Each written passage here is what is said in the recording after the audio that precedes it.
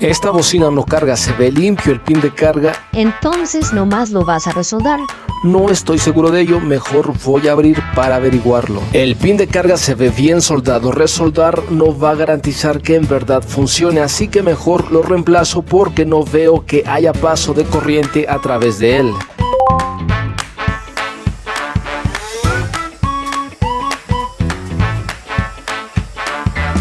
De esta manera levanto el pin de carga para después limpiar el exceso de soldadura, y una vez que quede bien limpio, ahora sí, momento de colocar el nuevo pin de carga. Resumo el video porque lleva su tiempo hacerlo bien. Recuerde que un trabajo bien hecho no será rápido.